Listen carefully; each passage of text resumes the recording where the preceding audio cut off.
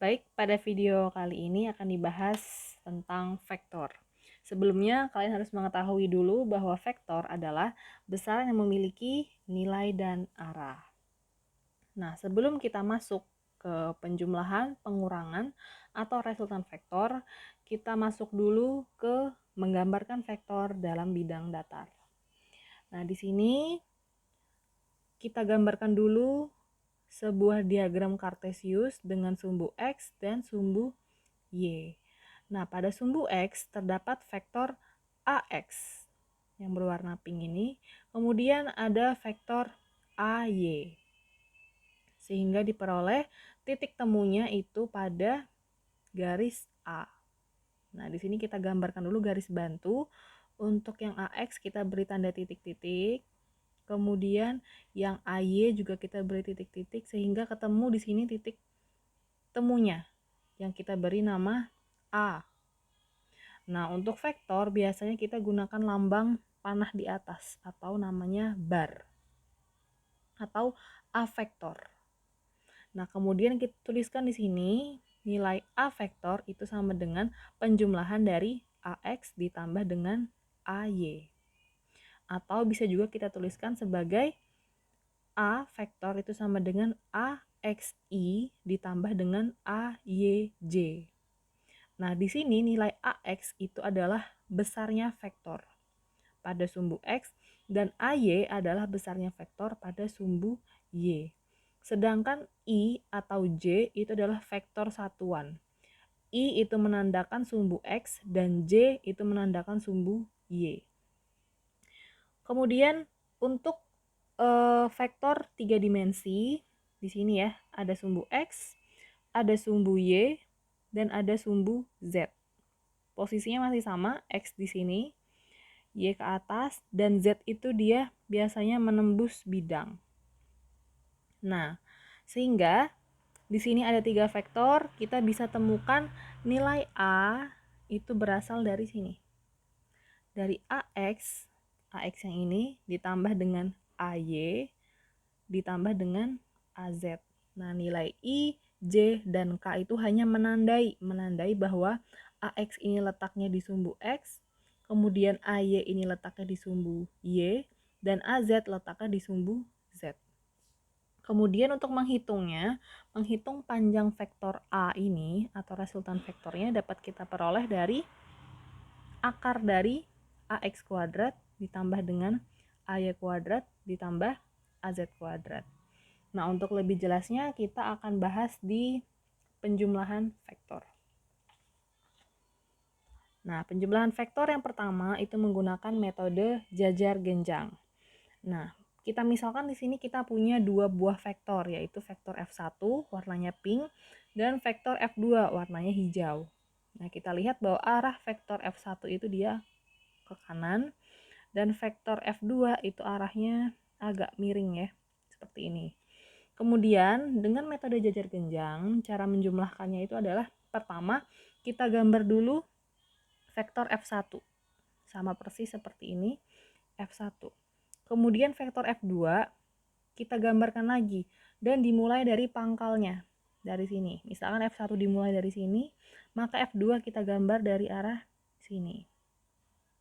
Kemudian karena yang kita gunakan itu adalah metode jajar genjang, berarti kita buat garis bantu yang bentuknya mirip dengan jajar genjang. Misalkan ini adalah F1-nya, dia arahnya mendatar.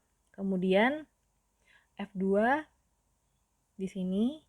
Kemudian kita buat titik-titik. Nah, titik-titik yang ini kita buat sejajar dengan F1-nya. Jadi kita buat titik-titik di sini. Kemudian kita buat titik-titik yang kedua, garis bantu yang kedua yang sejajar dengan F2. Nah, jadilah di sini. Sehingga kita peroleh titik temunya di bagian sini. Dan kita tarik resultan vektornya itu dari titik pangkal sampai ke titik akhirnya di sini. Jadi kita tulis resultan atau hasil penjumlahannya itu adalah F1 tambah F2 dengan posisinya itu adalah di sini. Itu penjumlahan ya. Sekarang kalau pengurangan itu tinggal kita balik arah vektornya. Misalkan dengan contoh yang sama, nilai F1-nya tadi dia arahnya ke kanan, kemudian F2 dia arahnya serong kanan ya, agak miring ke kanan.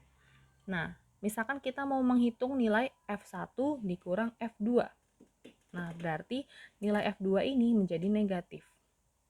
Kita lihat langsung contohnya. Di sini nilai dari F1 kita gambar sini. Kemudian F2. F2 tadi dia awalnya kan ke sana. Serong ke kanan atas. Nah, karena dia nilainya minus, kita mau mengurangkan, maka kita gambarkan nilai F2 itu kebalikannya. Yang awalnya ke sana menjadi ke bawah. Nah, jadi kita gambarkan nilai minus F2 itu turun ke bawah sini. Titik pangkalnya tetap di sini, tetap sama. F1, kemudian F2-nya di sini. Kemudian masih sama, kita gambarkan lagi garis bantu sehingga membentuk dia seperti jajar genjang. Nah, ini F1-nya, kita gambarkan titik-titiknya di sini juga. Kemudian F2, karena dia miring ke sini, kita gambarkan juga titik-titiknya di sini. Sehingga kita peroleh titik temu di bagian sini, dan kita tarik dari titik pangkal ke titik temunya. Ini resultannya. Jadi resultannya sama dengan F1 yang awalnya plus kita ubah jadi minus karena arahnya tadi berlawanan ya, harusnya ke atas jadi ke bawah. Jadi F1 dikurangi dengan F2. Nah, itu untuk metode jajar genjang. Nah, sekarang untuk metode poligon kita gunakan 3 vektor ya. Ada F1, ada F2, dan ada F3. F1 dia arahnya ke kanan, F2 arahnya ke serong kanan atas, dan F3 serong kiri atas.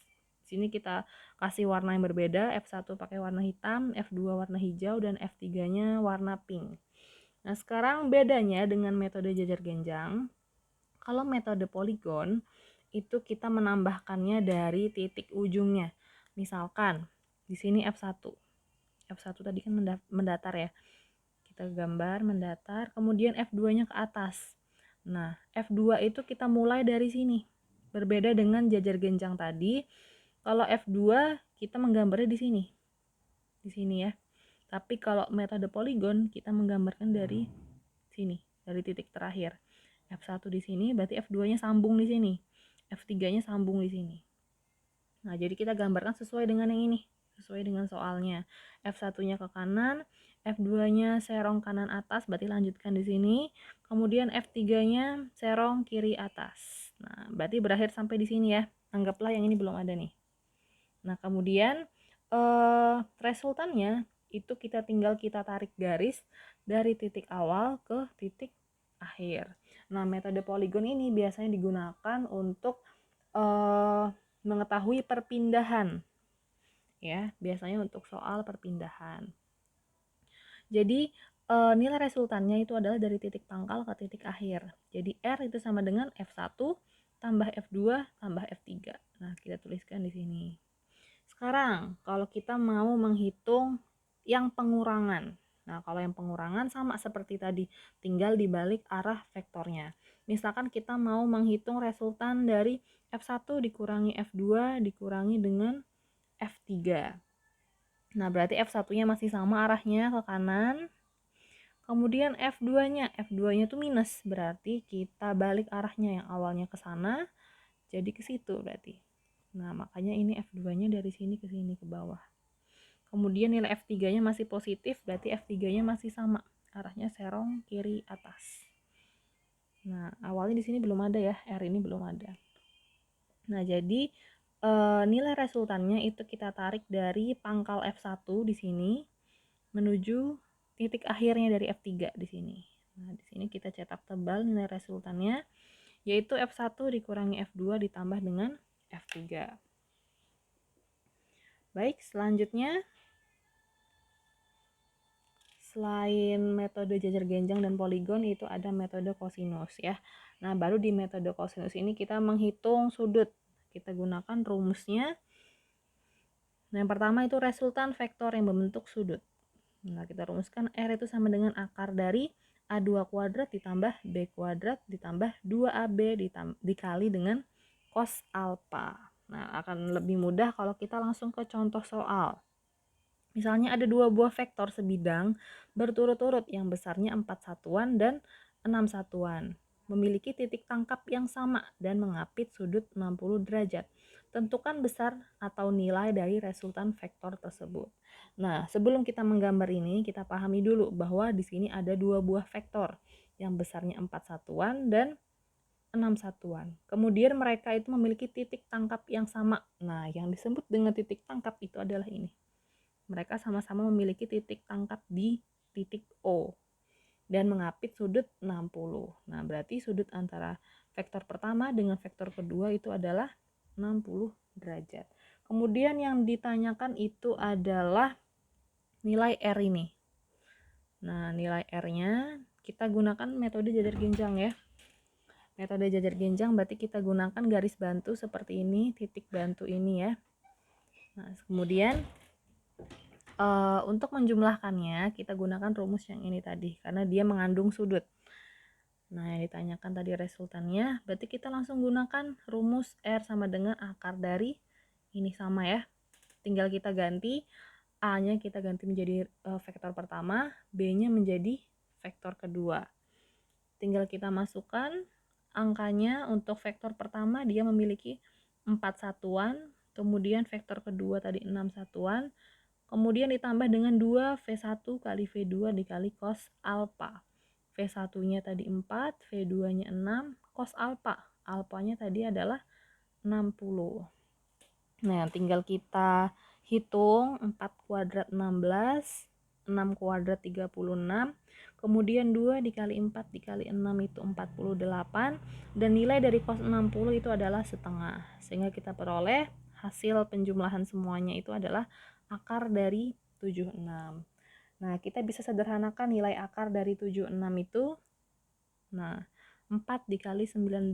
4 ini kita bisa akarkan menjadi 2. Berarti hasil resultannya adalah 2 akar 19 satuan. Nah, itu ya. Kemudian lanjut. Nah, untuk resultan vektor yang menguraikan sumbu X dan sumbu Y. Nah, ini agak panjang ya dari metode yang sebelumnya. Nah, misalkan di sini ada 2 buah vektor. Yang pertama itu adalah vektor A warna hijau dan vektor B warna pink. Nah, di sini dia letaknya itu di tengah-tengah. Ini kan sumbu X, ini sumbu Y. Nah, letak A ini dia di antara sumbu X dan sumbu Y. Sama kayak sumbu B. Sumbu B itu dia terletak di antara vektor B ya. Vektor B ini dia terletak di antara sumbu X dan sumbu Y. Artinya dia mengandung 2 komponen, yaitu komponen X dan komponen Y karena letaknya di tengah. Berbeda ketika dia letaknya tepat di sini. Tepat di sumbu X atau tepat di sumbu Y. Berarti dia cuma punya satu komponen, yaitu kalau nggak komponen X berarti komponen Y. Tapi kalau untuk si vektor A dan vektor B, dia letaknya di antara sumbu X dan di antara sumbu Y. Berarti kita harus analisis satu persatu. Kita uraikan dulu. Untuk vektor A itu ada AX dan ada AY. Kemudian vektor B dia punya BX dan punya BY. Nah, untuk rumus yang kita gunakan, kalau X itu kita pakai cos, kalau Y kita pakai sin. Berarti kalau AX itu A cos alpha, kalau AY itu A sin alpha. Kalau BX berarti B cos beta, kalau BY berarti B sin beta. Nah, rumusnya cukup simpel. Kalau udah ketemu satu-satu, tinggal kita kuadratkan. Resultannya itu adalah sigma X kuadrat ditambah sigma Y kuadrat. Sigma ini yang dimaksud adalah jumlah. Jadi misalkan di sini ada 3 vektor, berarti kita jumlahkan dulu ya. Misalkan AX1 tambah BX ditambah dengan misalkan CX. Nah, kemudian yang Y berarti kita jumlahkan dulu. AY ditambah BY ditambah CY. Nah, lebih mudahnya kita langsung ke contoh soal ya. Nah, misalkan, ini contoh soal yang paling sering muncul di soal ujian nasional ya. Di sini perhatikan 4 vektor gaya di bawah ini.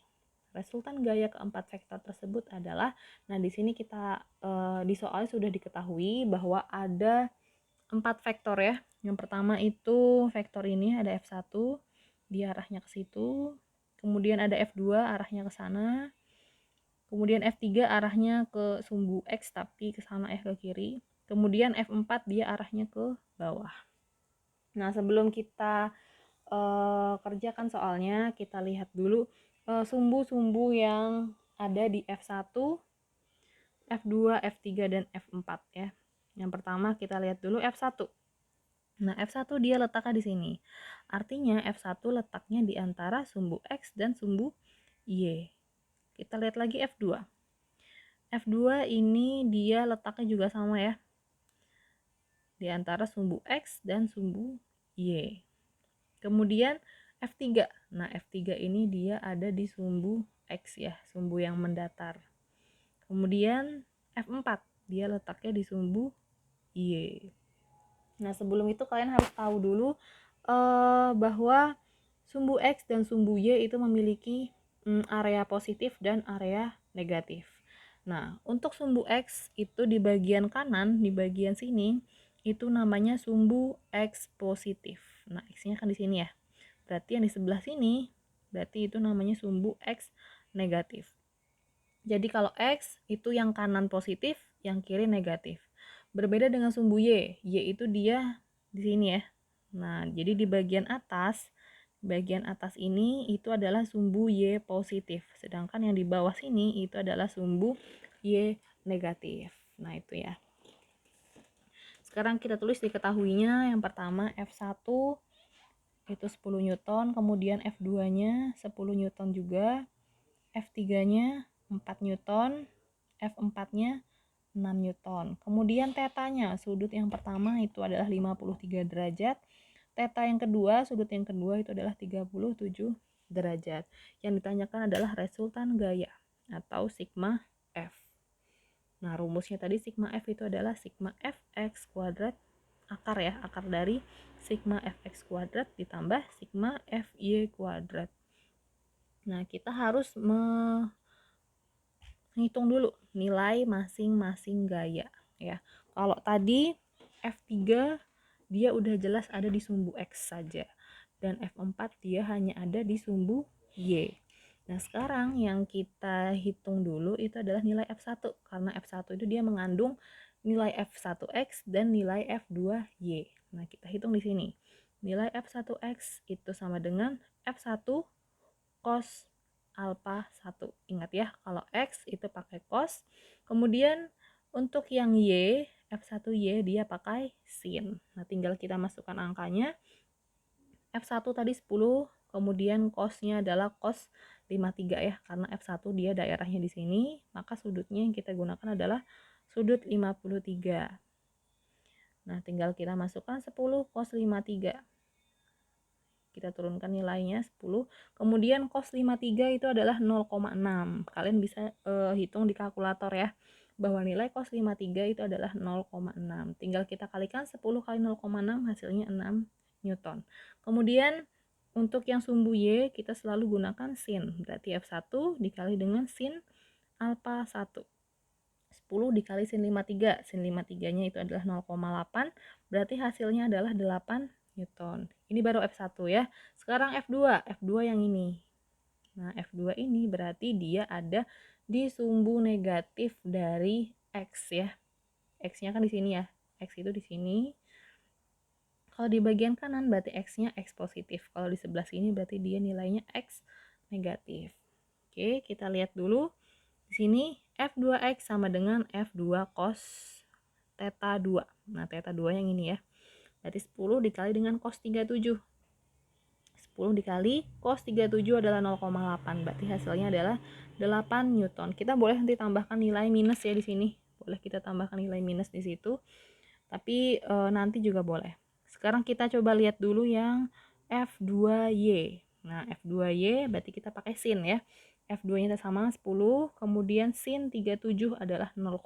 Berarti 10 kali 0,6 itu adalah 6 Newton. Nah, baru kita cari satu-satu nilai dari sigma Fx berapa dan sigma Fy. Berarti kita jumlahkan semuanya. Yang pertama Fx. Nah, sigma Fx berarti kita jumlahkan semua yang ada di sumbu X. Yang pertama ada F1X, ada F2X, ini ya, ini F1X, ini F2X. Kemudian ada F3. Nah, F3 ini dia letaknya juga di sumbu X. Nah, kemudian cara meletakkan nilai negatifnya itu berarti sesuai dengan posisinya. Kalau posisinya di kanan berarti positif. Tapi kalau posisinya di kiri berarti dia negatif. Kita lihat nih. F1 dia posisinya di sebelah kanan ya. Di sebelah kanan berarti dia nilainya positif. Tapi karena F2 dan F3 itu dia posisinya di sebelah kiri, berarti kita kasih dia tanda negatif. Tinggal kita masukkan angkanya. F1X adalah 6, F2X itu 8, dan F3 itu adalah 4. Maka kita jumlahkan 6 kurang 8 kurang 4 hasilnya adalah minus 6. Nah, baru yang Y. Nah, ini ya, sigma Fy. Sigma Fy itu berarti ada F1Y, yang ini tadi ya, kemudian F2Y, dan F4. Nah, F4. Nah, sekarang kalau yang Y positif itu kalau dia di bagian atas. Tapi Y negatif itu kalau dia posisinya di bagian bawah. Nah, sekarang kita lihat nilai F1 dia letaknya di atas. F2 juga. Nah, cuman F4 yang letaknya di bawah.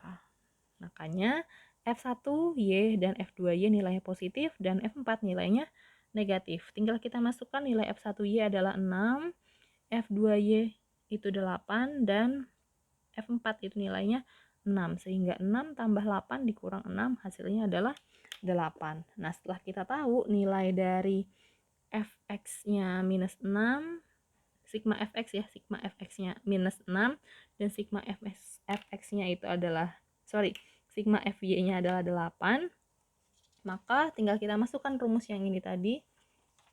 Nah, sigma F sama dengan akar dari sigma, ketinggalan sigmanya nih, sigma Fx kuadrat ditambah dengan sigma Fy kuadrat. Nah, tinggal kita masukkan nilai Fx-nya tadi minus 6 kuadratkan, kemudian 8 dikuadratkan. Nah, kalau minus dikuadratkan hasilnya pasti positif. Jadi, nilai dari minus 6 kuadrat itu adalah 36, dan kuadrat dari 8 itu adalah 64. Jadi, akar dari 100 diperoleh berarti 10 Newton.